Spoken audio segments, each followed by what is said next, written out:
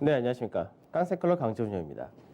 어제 증시가 이제 2200이라는 자리대를 종가상으로 안착해서 마감하는 그런 모습을 보여줬다는데, 역시나 이제 경기 관련주들이 강세를 보이면서 시장에서 상승으로 마감이 되는 그런 모습을 보여줬다 됩니다.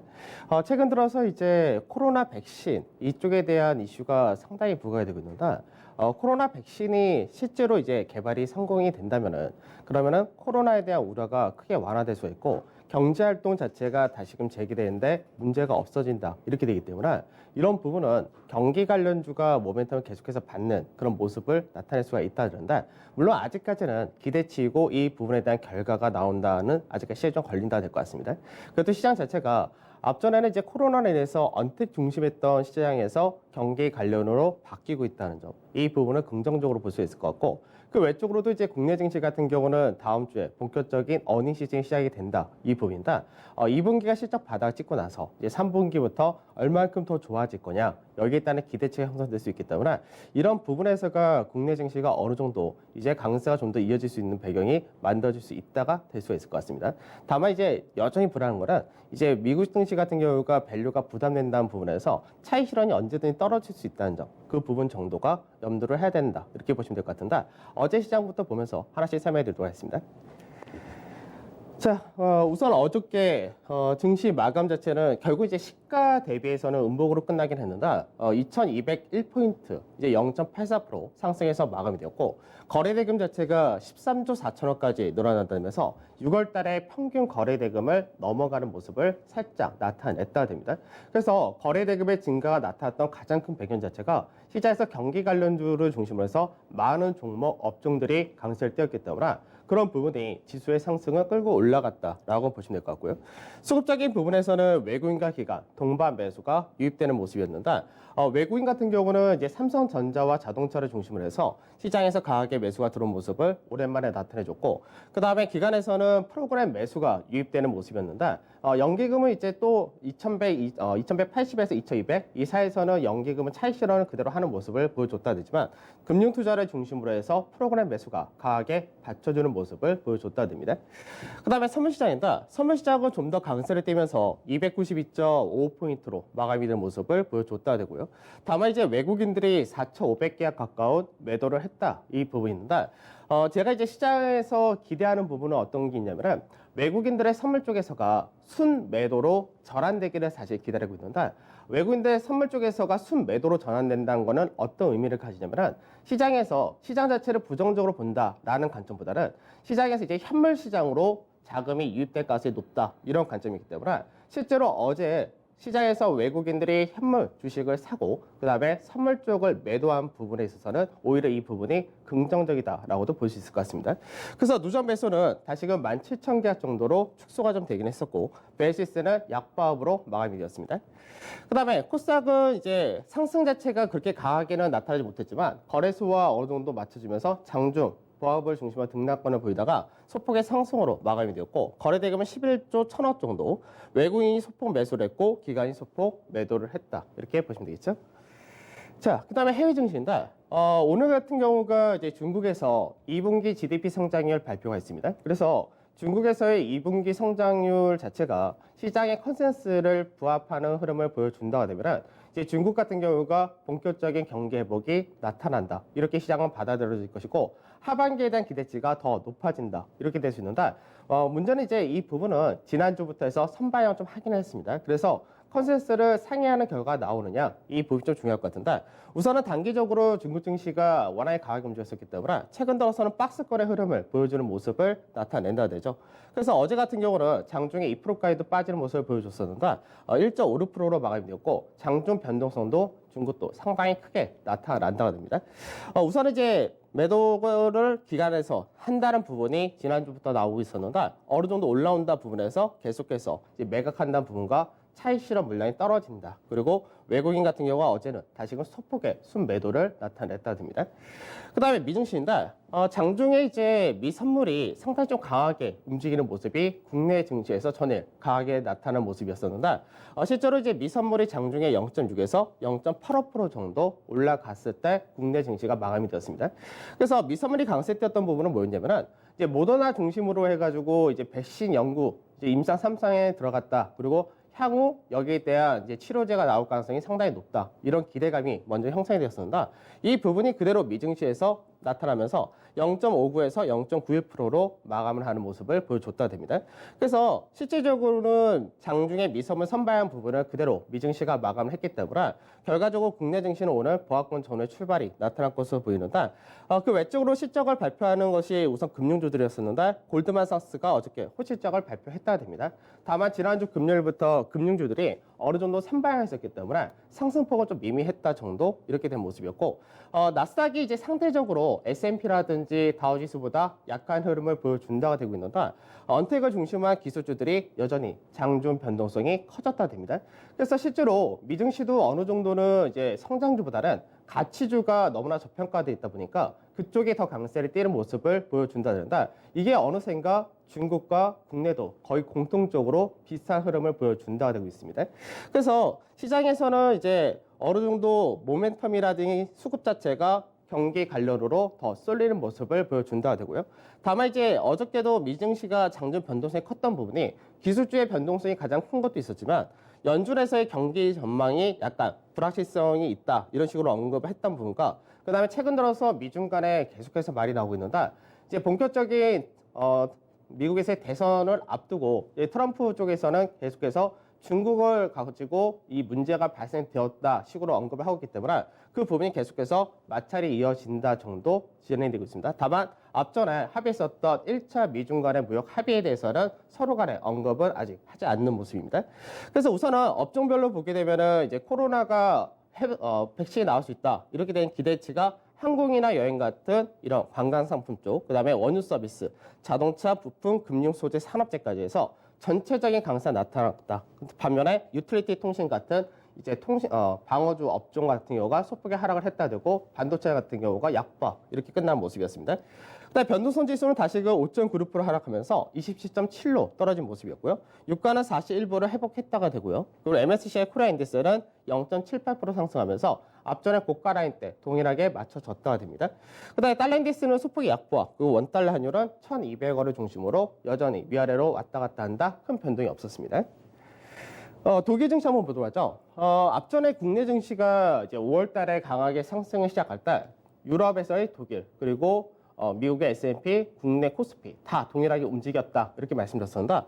결과적으로 이제 시장에서 굉장히 좀 어떻게 보면 한 달 반 가까운 조정을 나타냈다든가 기간적으로 나타나고 이제 추가적인 강세를 어저께 독일 증시가 1.8% 정도 나타내주면서 결국 이제 직전에 6월달에 고가 라인대를 올라타서 마감이 되는 모습을 보여줬다 됩니다. 그래서 모양상으로는 상가 패턴, 그러니까 집가 상가 패턴이라고 얘기하는데 이 라인대 상단을 넘어갈 수 있는 구조를 만들긴 했는데 문제는 여전히 거래량이 작다는 부분이 있습니다.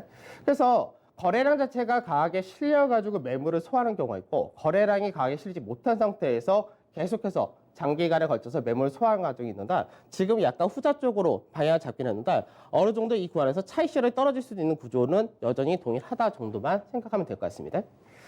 그 다음에 미 S&P 지수인데 S&P 지수도 이제 어제 0.9% 정도 상승해서 결국 이제 시가를 중심으로 마감이 될 모습을 보여줬다가 되죠. 그래서 S&P 지수도 마찬가지로 전체 상가 패턴 상단을 이제 넘어간 모습을 보여줬다 되는데 이제 직전의 고가 라인대, 그 라인대에서는 우선은 저항을 받는 모습을 나타내줬다 됩니다. 그래서 국내 증시도 거의 똑같은 케이스였는데 그래서 시장에서 여기서 추가적인 강세를 이제 어떤 모멘텀을 가지고 움직일 거냐 이 부분이 좀 있고 반대로 이제 나스닥이라는 기술주들의 변동성이 여전히 이어질 모습이기 때문에 그쪽에서 차익이 떨어질 때 단기적으로 또 올라온 만큼 차익이 떨어질 것이냐 그래서 지지테스트를 받을 것이냐 이 부분도 아직까지는 여지를 남겨둬야 될 것 같습니다.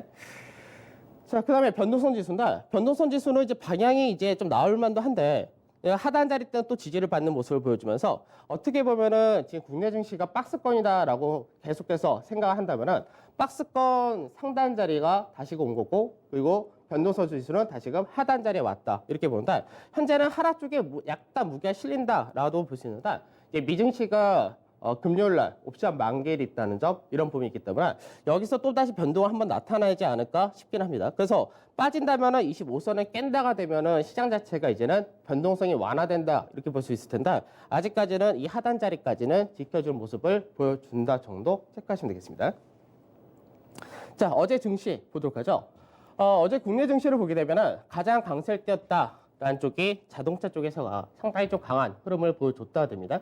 그래서 자동차 같은 경우는 여러 가지 이슈가 있었는데 우선 국내에서의 그린 뉴딜 관련해서 현대차 그룹이 핵심이다라는 부분이 있었다 되고요. 또 경기 관련해서도 모멘텀이 들어오기 때문에 경기 관련 쪽에서 우선은 외국인들이 들어올 때 경기 관련 시총 최상단이 우선은 삼성전자 중심의 IT, 그 다음에가 자동차, 금융 이렇게 되기 때문에 그런 쪽으로도 수급이 좋은 모습을 보여줬다 됩니다.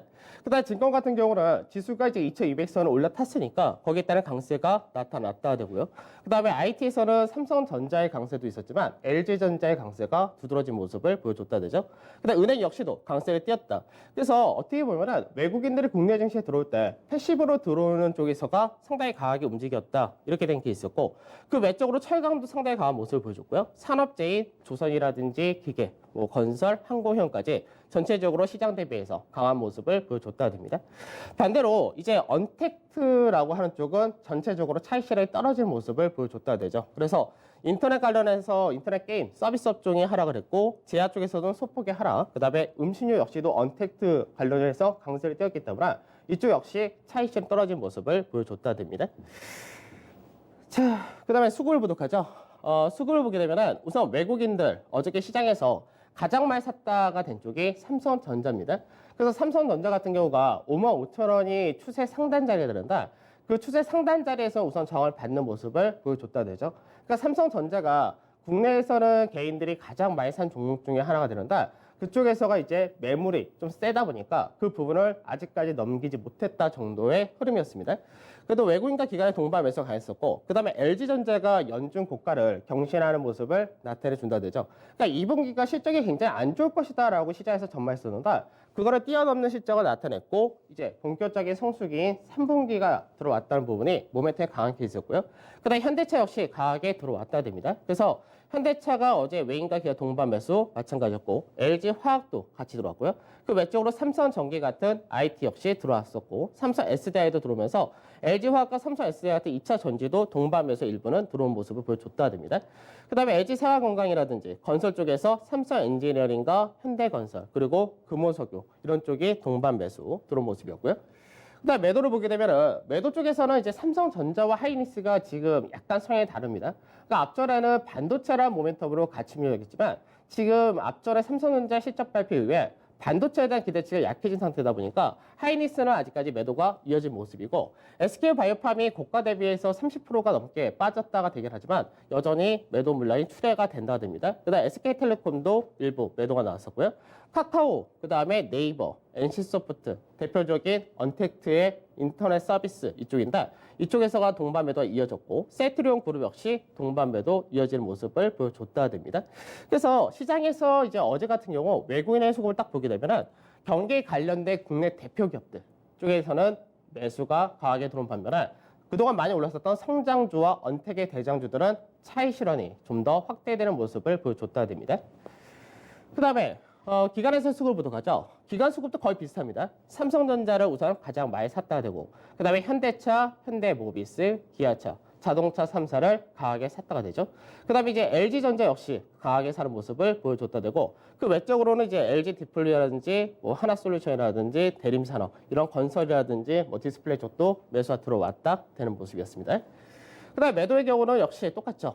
카카오를 역시 매도를 많이 했다가 된 케이스고 그 외적으로 세트리오 헬스케어라든지 네이버라든지 NC소프트 같은 언택 중심 그리고 음식료에서는 CJ제일제당이나 하이트진로 같은 그동안 상대적으로 많이 올라왔었던 음식료 역시 차익 실현하는 모습을 보여줬다 됩니다.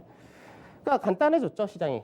언택트 중심의 약세, 차익 실현 그리고 그 외적인 경기 관련 쪽에 대해서 매수 이렇게 들어왔는데, 자, 자동차 업종 지수를 한번 보도록 하죠. 자동차 업종 지수를 보게 되면은 시장에서 앞전에 6월 초까지가 또 상당히 강한 흐름을 보여줬었다는데, 사실 이제 5월 중순에서 6월 초까지 이때가 지수의 상승을 끌고 올라간 것들이 대부분 경기 관련이 끌고 올라간 모습을 보여줬다 됩니다. 근데 이때 경기 관련이 강하게 움직일 수 있었던 가장 큰 배경 중에 하나가 공매도에 대한 숏커버링이 상당히 강하게 나타났던 케이스였는데, 그러고 나서 단기 급등 이후에 계속해서 조정을 받았다는데, 이 자리대 자체가 전체 상승폭의 저점적인 상승폭의 38.2%라는 조정을 받은 케이스였습니다. 그래서 하단에서 지지를 밟고 최근 들어서 이제 정부의 누대 정책이라든지 뭐 여러 가지 모멘텀이 붙으면서 상승을 강하게 했는데, 우선은 추세의 저항을 받았다고 됩니다. 그래서 이 라인대를 바로 넘어갈 수도 있겠지만 시장에서 다음 주에 실적 발표가 있기 때문에 실적 발표를 앞두고 먼저 3거래 연속해서 상승을 했다는 부분에서 숨고르기를 좀 하다가 그리고 나서 넘어갈 가능성이 높다야 된다. 이거를 넘어간다면은 어느 정도 이제 올해의 고가 하락 추세를 넘어간다 되기 때문에 직전의 고점을 돌파하고 추가적인 상승 추세로의 전환도 가능하다가 될 겁니다. 사실 이제 자동차 쪽에 대해서 얘기를 하자면은 저 같은 경우 이제 뭐 방송에서 자주 언급을 했지만 자동차에 대해서 상당히 긍정적인 쪽으로 많이 얘기를 하는데, 시장에서 평가는 사실 굉장히 박한 케이스입니다. 왜 그러냐면은 현대차 그룹 같은 경우가 전기차 사업에 있어서 상당히 늦었다라고 평가를 받고 있는 그런 케이스인데, 사실 그런 부분에서가 테슬라의 주가는 굉장히 강한 반면에 국내 자동차를 비롯해서 전 세계적인 메이저 차량들의 시가총액 자체가 다 테슬라보다 낮아진 그런 상태가 됩니다. 근데 이 자동차라는 업종에 대한 성향을 우리가 좀 생각해 볼 필요가 있는 것이, 자동차 같은 경우는 사람들이 선택하는 기준이 굉장히 다양합니다. 그러니까 뭐 디자인이라든지 차량의 성능이라든지 소위 말해서 우리가 가성비 이런 쪽까지도 상당히 범위가 넓기 때문에, 그래서 실제로 자동차 같은 경우는 많은 사람들이 선택을 할 때 여러 가지 조건을 가지고 선택할 수밖에 없는데, 실제로 이제 전기차라는 쪽이 앞으로 굉장히 좋아질 것이다 이런 관점을 가지고 있기 때문에 그런 부분이 현재는 이제 테슬라를 중심으로 한 2차 전지 관련 쪽으로만 사실 모멘텀이 형성이 되었다는데, 이제 본격적으로 현대차 그룹이 내년부터 전기차 전용 차량이 이제 출시가 되기 시작합니다.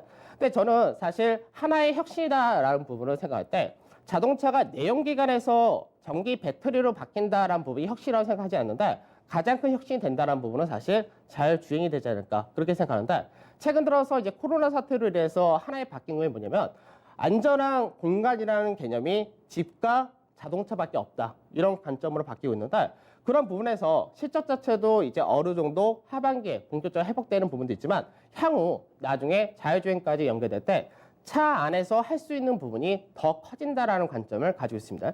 그래서 나중에는 전기차 전용 차량이 출시가 되게 되면 차량 공간이 굉장히 넓어진다는 것과, 그리고 자율주행 시작이 될 때는 그 공간 자체가 더 커진다는 부분이 있는데, 그렇게 커지게 될 때 나중에 사람들의 삶이 어떻게 바뀔 거냐, 사실 그 부분도 생각을 좀 하고 있는데, 국내 같은 경우가 이제 어저께 같은 경우 언론사에서 무슨 얘기를 하냐면, 테슬라를 넘어갈 수 있는 전기차 회사는 나중에 현대차와 삼성전자가 협약을 하기 때문에 이쪽이 될 것이다. 굉장히 호평을 하고 있는데, 사실 저도 그렇게는 보고 있습니다. 왜 그러냐면 국내는 사실 국내 기업들이 불과 몇 년 전까지만 하더라도 서로 간의 협업이라는 부분이 거의 없었는데, 국내에서 가장 독보적인 삼성 같은 경우는 반도체를 중심으로 IT고, 현대차 같은 경우는 자동차 제조를 주로 하고 있고, 그다음에 SK 같은 경우는 5G를 중심으로 통신 서비스를 하고 있고, LG 같은 경우는 가전이라든지 배터리 사업 이런 쪽에 핵심을 다 하고 있는데, 이들이 다 조합이 돼버린다가 될 경우는 상당히 많은 변화가 생길 것으로 생각됩니다.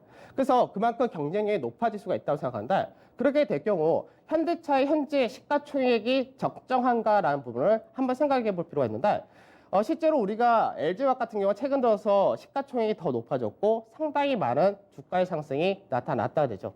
근데 실제로 우리가 사람들이 생각하는 부분에서 전기차 배터리의 영업이익률이 과연 얼마냐라는 부분 생각할 때, 회사에서의 발표를 생각하면은 향후 2022년 이후에 전기차 배터리에 대한 영업이익률 목표치는 약 5% 정도 됩니다.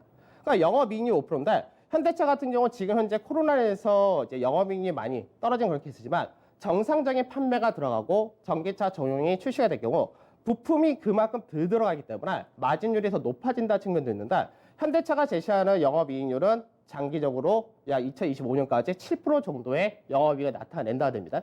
그러면 나중에 LG화학과 현대차가 동일하게 약 5% 전후의 영업이익률을 나타낸다 했을 때 현대차는 현재 매출이 매출 자체가 한 100조 정도 될 거고 LG화학 같은 경우는 30조 정도 되는데 규모로 따진다면은 실제 규모 자체는 상당히 크게 나타날 수밖에 없다 됩니다. 근데 거기서 현재는 LG화학의 시가총액이 현대차보다 약 1조 5배 정도 더 높은 상태이기 때문에 그러면 결국은 뭐냐면 현대차가 저평가냐 아니면 LG화학이 고평가냐 이런 싸움이 될 수가 있다는 점에서 저는 현대차 쪽에 사실 더 무게를 많이 둔다 됩니다. 그래서 자동차 쪽에 대해서는 시장에서 평가가 너무 박하다라는 부분을 한 번쯤은 지금 현재 어차피 바닥권이니까 한 번 더 생각해 볼 필요가 있고 중장기 투자로서도 결코 손색되지 않는다라고 생각이 듭니다. 그러니까 그런 부분은 한 번씩 생각을 해보신 것이 좋지 않을까 싶습니다. 자, 지수 한번 보도록 하죠.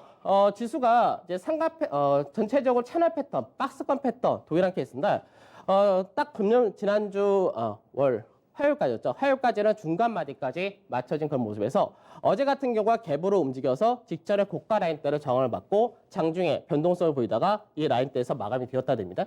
그러면 이 구조는 똑같습니다. 아직까지 박스권의 형태에서 벗어나지 못했다 이야기인데 그러니까 박스권의 상단 자리가 2225포인트 정도 되기 때문에 지금 상단 자리를 넘어가서 새로운 시장에서 그림을 만들 거냐 아니면 이 라인대 저항을 맞고 떨어진다면 역시 아직까지는 시장은 박스권이다 이렇게 될 수 있다라고 보시면 될 것 같습니다. 자, 투자 전략 보도록 하죠. 우선 이제 시장에서 오늘 중요한 것이 중국에서 2분기 GDP 성장률이 발표됩니다. 사실 이 부분이 지난주부터 언급이 되었던 부분이기 때문에 컨센서스를 상회하는 결과가 나올 거냐 이게 역시 중요할 것 같고요. 그 다음에 미증시 같은 경우는 지금 현재 변동성이 좀 커졌다는 부분은 기술주에서 나타난다 된다. 이 부분이 오히려 시장에서 경기 관련 쪽으로 매기가 이전되는 모습은 상당히 긍정적이다라고 보면 될 것 같습니다. 다만 이제 남아있는 것은 뭐냐면 여전히 어닝 시즌이 진행이 되는데 시장에서 선반영이 되었다라는 측면도 어느 정도 나타나고 있고 그 다음에 차익 실현이 떨어질 수 있다는 부분도 남아있다가 되고요. 반대로 이제 만기일이 또 있기 때문에 만기가 이제 쉽게 넘어갈 수 있을 것이냐 이 부분인데 국내가 지난주 만기가 이어질 때 사실 편하게 마감이 되지는 않았었던 케이스였기 때문에 상승을 뽑다가 차익 실현이 떨어질 거냐 부분이 여기까지 남아있을 것 같습니다.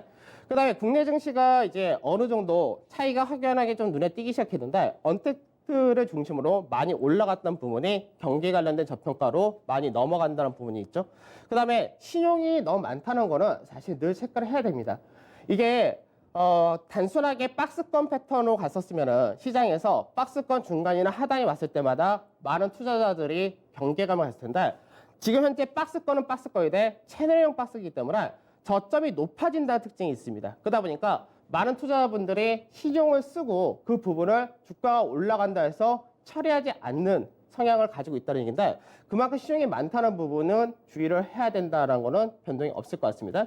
그래서 현재는 이제 2150이라는 자리 때는 이번 주에 깨지 않고 강세에 뛰었기 때문에 이제는 아까 박스권으로 채널 패턴의 박스를 봤을 때 중간 가격이 2185고 상단 가격이 2225포인트가 됩니다. 그래서 박스권 매매를 우리가 생각한다면 박스권 상단에서는 주식에 대한 비중을 축소해주는 과정이 좀 필요하다 정도 되기 때문에 그 부분 정도 생각하셔야 될 것 같고 물론 이제 업종별 종목별로 차이가 있을 건데 반대로 부정적인 흐름은 이제 박스권의 중간 이하가 되는 가격이 2170인데 이 자리를 이탈한다 되면은 2150이 깨진다 되고 2150이 깨지면은 2090이 깨진다 되는 케이스는 똑같기 때문에 그 부분에 대한 해지는 여전히 유지하는 것이 좋을 것 같습니다. 그래서 관심 종목은 이제 실적이란 부분과 경기가 좋아진다는 부분, 그다음에 코로나에 대한 백신 개발성이 높다. 다 결국 경기 관련인데 반도체라든지 자동차, 유틸리티, IT, 가전, 그다음에 정유화 이쪽이 다 향후 실적이 좋아질 수밖에 없다라는 쪽을 여전히 시장에서 나타내주고 있고 그 다음에 디스플레이도 마찬가지로 흑자 전환이 가능하다 구조 똑같고요. 실적 상향은 증권 소프트웨어, 보험, 음식료 거의 동일하다라고 보시면 되겠습니다. 자, 오늘은 이제 중국 시장 눈치를 좀 봐야 될 것 같습니다. 그래서 중국에서의 경제 지표가 워낙 중요하기 때문에 거기에 따른 변동성은 좀 있을 것 같고 오늘도 무난한 하루가 되기를 좀 바라고는 있는데 시장을 좀 더 살펴보면서 대응을 하셔야 될 것 같습니다. 저는 오늘 여기서 마무리하도록 하고 내일 찾아뵙도록 하겠습니다. 감사합니다.